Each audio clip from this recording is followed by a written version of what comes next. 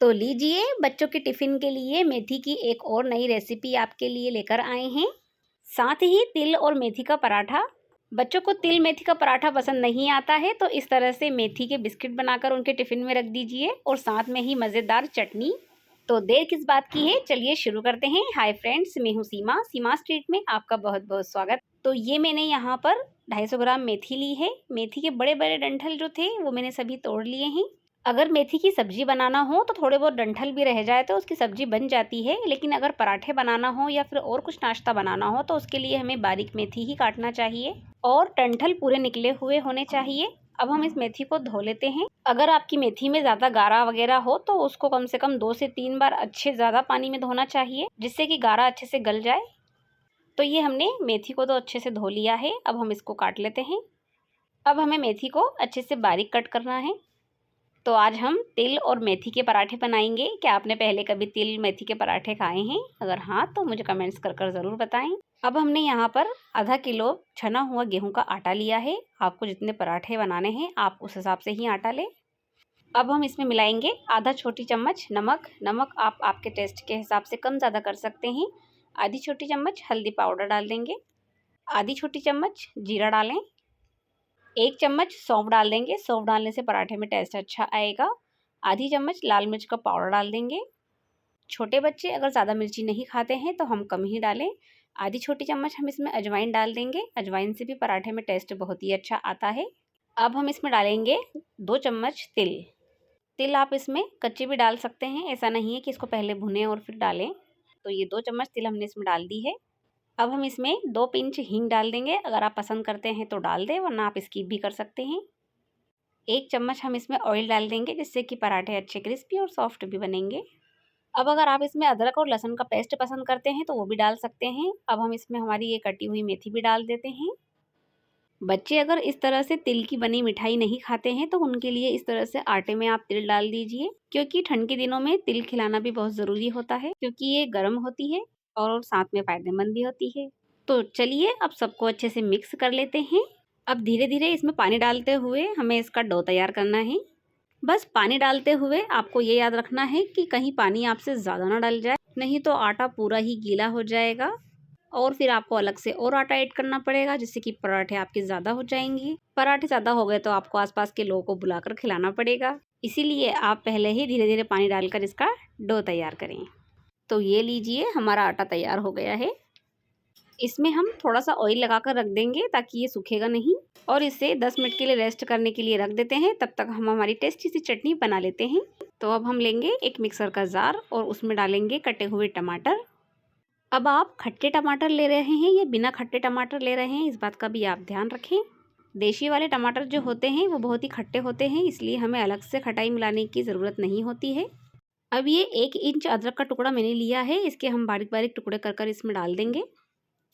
और ये हरा धनिया लेंगे, जिसे मैंने धो कर के एक बार काट लिया है, उसके बाद इस जार में डाल रहे हैं। 2 धुली हुई हरी मिर्ची ली है, जिसके मैंने 4 टुकड़े कर लिए हैं। 6-7 लहसुन की कलियां लेंगे। साथ ही आधा छोटी चम्मच जीरा भी ले लेंगे। नमक डाल देंगे स्वाद के हिसाब से। 1 चम्मच धनिया का पाउडर डाल देंगे। बस अब इसका ढक्कन लगाकर मिक्सर में पीस लेते हैं। तो ये लीजिए, चटनी हमारी बनकर तैयार हो गई है। अब एक छोटा सा तड़का हम इसमें लगा लेते हैं। इसके लिए एक पैन में 1 छोटी चम्मच हम ऑयल डाल देते हैं। ऑयल को गर्म होने देंगे, फिर इसमें डाल देंगे राई और राई को चटकने देंगे और फिर इसमें डाल देंगे पिसी हुई हमारी चटनी। बस 2 मिनट के लिए इसको पका लेते हैं।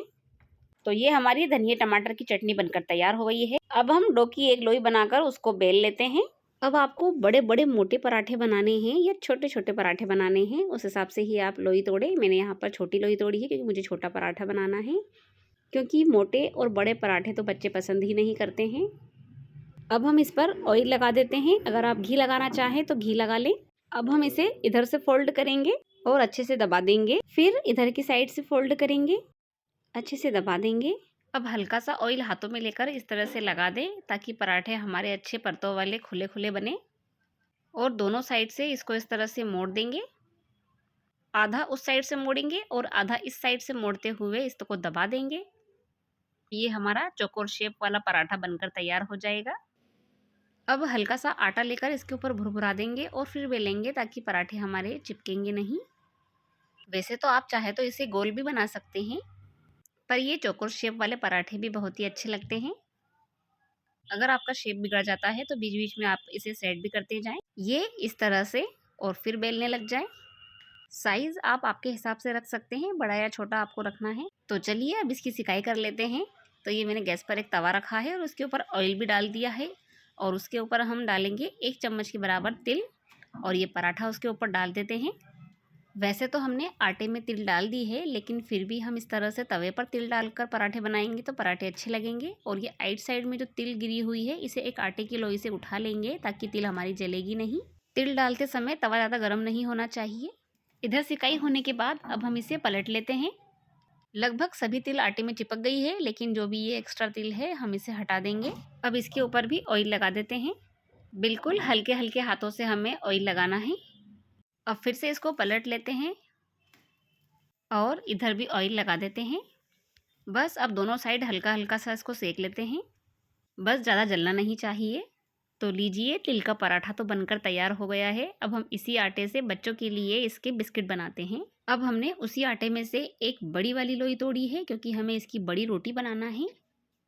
तो अब इसको भी बेल लेते हैं और हमें इसकी साइज़ रखनी है बड़ी।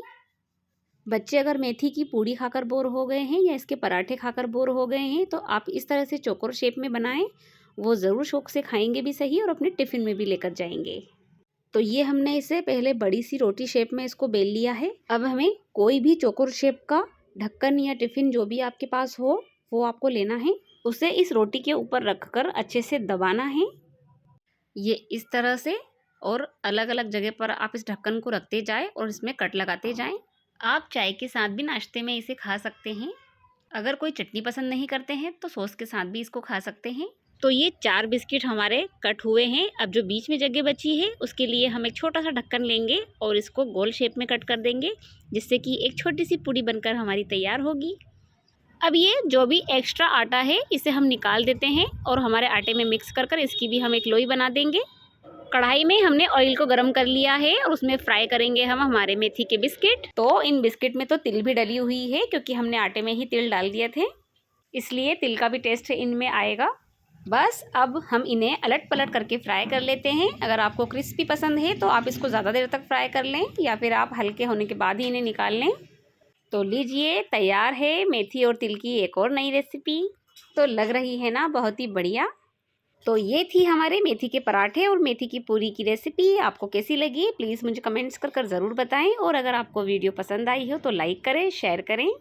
अब टमाटर की चटनी के साथ इसको सर्व करेंगे, क्योंकि बहुत ही प्यारी खुशबू इन पराठों में आ रही है और अब इनके बिना रहा नहीं जा रहा है। और आप भी अपने घर में ये गर्मा गर्म पराठे बनाइए और सबको खिलाइए और ख़ुद भी खाइए। अगर मेरी रेसिपी पसंद आई हो तो चैनल को सब्सक्राइब ज़रूर कीजिए अगर आपने अभी तक नहीं किया है। तो बच्चों ने तो खाकर देख लिए है, उन्हें ये सॉफ्ट पराठे बहुत ही पसंद आए हैं, क्योंकि साथ में उनको मिल गई है उनकी फेवरेट टमाटर की चटनी। तो फ्रेंड्स, अब आप भी इन पराठों को बनाकर एंजॉय कीजिए। रेसिपी देखने के लिए आपका बहुत बहुत धन्यवाद। जल्दी ही मिलते हैं आपसे एक नई रेसिपी के साथ। तब तक के लिए बाय बाय।